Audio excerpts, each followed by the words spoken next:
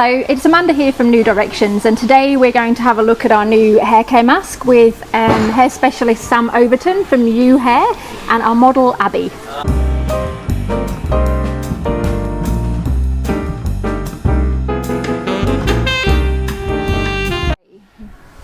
Well, the reason that I chose Abby is just because obviously she's got pre-lightened hair. She's not naturally this blonde, and when you lighten hair, what you're doing in turn is you're taking out the lipid content, so you're making the hair porous basically. Okay. You're taking the moisture out of it. Yep. So I just wanted to kind of do a before and after with the new hair mask, just to see how much moisture we can put back into the hair.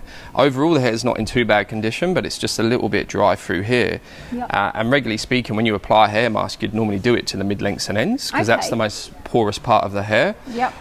You know, for me in a hair mask, what I'm looking for is, you know, how it feels in your hands, making sure it's not too heavy, also making sure that when I apply it to the hair that I can get a nice easy distribution from there without it kind of like glugging up or bulking up in certain areas. And I think, as I said, with Abby's hair being pre-lightened, I think it's a perfect candidate just to see how moisturising and how lightweight the hair mask is as well. Sounds great. Well, we better get on and wash the hair. Perfect. Thank you.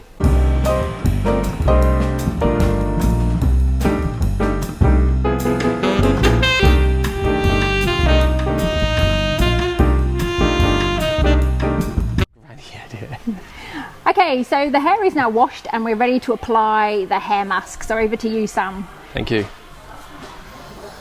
It's unscented. It's unscented, yeah. So, when you're using something like a hair mask, because it can be highly moisturising for the hair, it's really important that you look at how much you're going to be using. So obviously in a pot like this, I would be less is more. So I'd be starting with probably about that much. Yeah, what's about that? About a, I don't know, not even a 10-cent piece? Yeah. Something like that. That for me, Thank please. you. So yeah, I'd be starting with like that much there, working it through the palms of my hands. Heating it up a little bit. Yeah, and then just running it mainly through the mid-lengths and ends.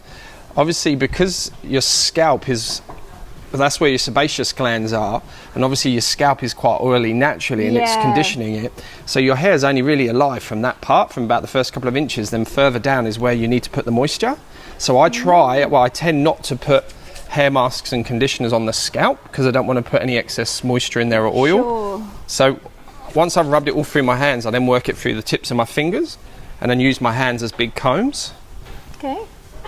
And it's nice. I mean, like, it's going through the hair really well. Yeah, good stuff. The hair's damp.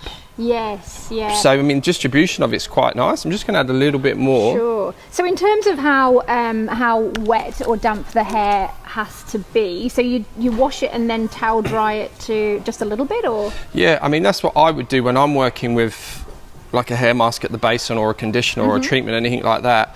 Obviously, you want to wash the hair, but then you want to towel dry it, because obviously if the hair's soaking wet and it's dripping out, the minute you put the hair mask on or the treatment, it's going to come out. Yep. And also what you'll find is the moisture in the hair, the excessive moisture, dilutes the consistency of the product as well. Good point. So then you're going to need to use twice as much. So if you're using twice as much, then you're going to get through it quicker, then it could be heavier. Okay. So by putting it in the hair when it's too wet, it dilutes the consistency of it, and then that way you don't get the full effect of it. So towel dry the hair, get rid of any excess moisture so it's not dripping, and then just apply it that way.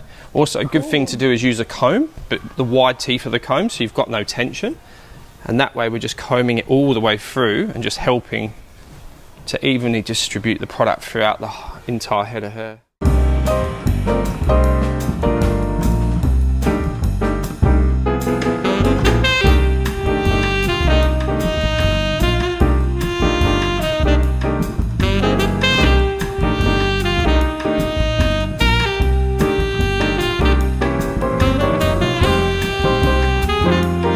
So we're back now with lovely blow-dried soft hair. So Sam, do you want to have us talk us through how this looks and feels and what you've done?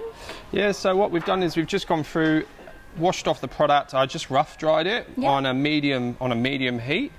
Just with the hair being you know, pre-lightened. I try not to always use like a full heavy full heat on there, so I don't want to damage it. And then, just dried it off. Then I just used a bristle brush and just smoothed it out, sealed off the cuticle, and it's just soft, beautiful, really and shiny. Soft. Really good. Like, Yeah. flick your hair. Do like what they do in the adverts. Like, move your head around. Maybe she's born with it. Maybe That is amazing. maybe it's Now, New Direction's unscented hair mask. I think it is. Yes. But like, feel that. It Like, is. It's amazing. I love it. I'm I love impressed. it. Good work. So when's my turn? Now, let's do it. Anyway, guys, that is our little run through of the unscented hair mask. So we've got that for sale in store now. You can buy it in like small packs of 100 all the way up to 20 kilos. You can customize it with your own fragrance, some extracts, maybe some other specialty oils and bits and pieces you're interested in, or you can just use it as it is. So thanks, Sam from Yui Hair, for giving us a bit of a rundown. Did I say that wrong? Yeah. Go for it. Tell us what it is. Tell us your pitch. Go for it. You Hair Care. You Hair Care, not UEW. UE. I'm an Australian idiot. made a name by a hairdresser. And he's a vegan. Yeah, I know, right? And he can cook. And so can she. Go Abby. She's probably better than him, I'm sure. She's better looking than me. Definitely better looking. Okay.